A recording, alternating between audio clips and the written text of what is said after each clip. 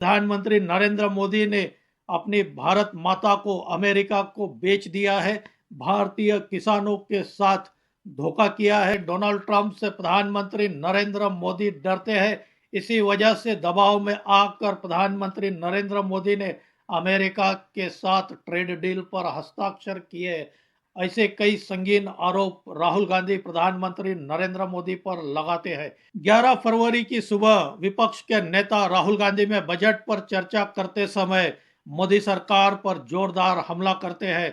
America के साथ हुए ट्रेड डील को लेकर राहुल गांधी प्रधानमंत्री नरेंद्र मोदी पर आरोप लगाते हैं। वे बार बार यह बात दोहराते हैं कि प्रधानमंत्री नरेंद्र मोदी ने भारत माता को अमेरिका को बेच दिया है।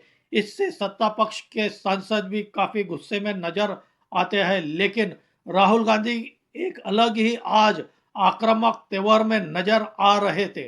राहुल गांधी ने मोदी सरकार के मंत्री हरदीप सिंह पुरी पर भी एप्स्टीन फाइल को लेकर कई संगीन आरोप लगाए।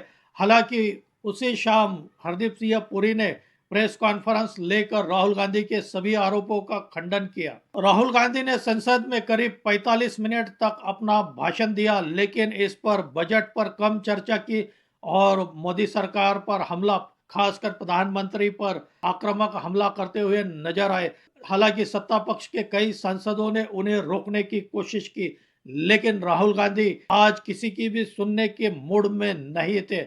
इसी वजह से शाम होते होते भारत सरकार की ओर से संसदीय कार्य मंत्री किरण रिजिजू ने एक प्रेस कॉन्फ्रेंस की और इस प्रेस कॉन्फ्रेंस में ऐलान किया कि राहुल गांधी को शाम 5 बजे तक का समय दिया जाता है प्रधानमंत्री नरेंद्र मोदी से माफी मांगने के लिए। अगर राहुल गांधी माफी नहीं मांगते हैं तो उन पर जल्द ही सरकार विशेष अधिकार हनन का प्रस्ताव ला सकती है, ऐसा ऐलान किरण रिजिजू करते हैं। और ऐसा लग रहा था कि अब यह मामला बढ़ने वाला है, क्योंकि सरकार भी काफी आक्रामक रूप में नजर आ रही थी। जिस तरह से किरण रिजिजू ने प्रेस कॉन्फ्रेंस की और राहुल गांधी पर विशेष अधिकार हनन प्रस्ताव लाने की बात की, यह देश के इतिहास में दूसरी बार ही ऐसा होना था कि विपक्ष के नेता पर विशेष अधिकार हनन प्रस्ताव लाए जा रहा था। लेकिन अगले ही दिन सरकार अपनी इस बात से पीछे हट गई, इस बात से मुकर गई कि वह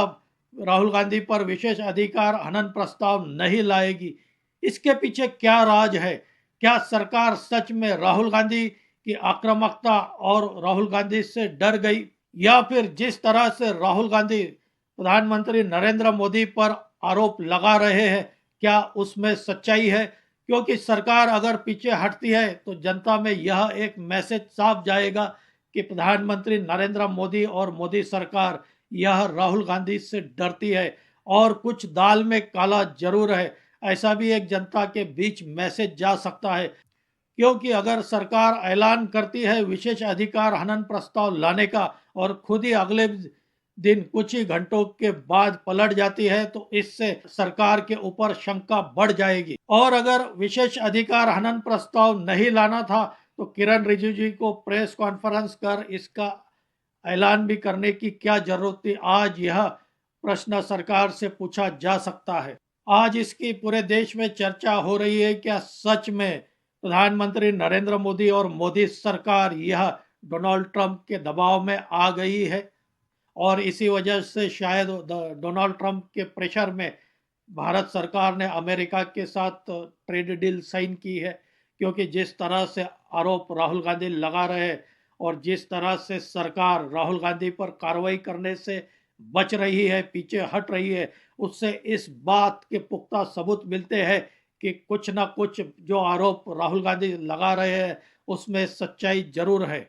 दोस्तों, आपको क्या लगता है, क्या सरकार को विपक्ष के नेता राहुल गांधी पर विशेष अधिकार हनन प्रस्ताव लाना चाहिए, या सरकार ने जो पीछे हटने का निर्णय लिया है वह सही है? इस पर भी आप कमेंट करके बताइए। दूसरा कारण यह भी हो सकता है सरकार इस वजह से राहुल गांधी पर कार्रवाई करने से पीछे हट रही है क्योंकि राहुल गांधी पिछले कुछ महीनों से विक्टिम कार्ड खेलने का प्रयास कर रहे हैं, अपने आप को सरकार के सामने बेबस साबित करने का प्रयास कर रहे हैं। वे कई बार सरकार पर आरोप लगा चुके हैं कि सरकार उन्हें सदन में बोलने नहीं देती है। सदन के अध्यक्ष ओम बिड़ला उनके साथ पक्षपाती व्यवहार करते हैं, ऐसा कई बार आरोप राहुल गांधी लगा चुके हैं और शायद इसी वजह से सरकार राहुल गांधी पर विशेष अधिकार हनन प्रस्ताव लाने से कतरा रही है। यह भी एक बात हो सकती है। दोस्तों, आपकी क्या राय है? आप भी कमेंट करके बताइए। मेरा यह वीडियो अच्छा लगा हो तो इसे लाइक करें, शेयर करें और मेरे इस चैनल को सब्सक्राइब करें। आज यही रुकते हैं। धन्यवाद।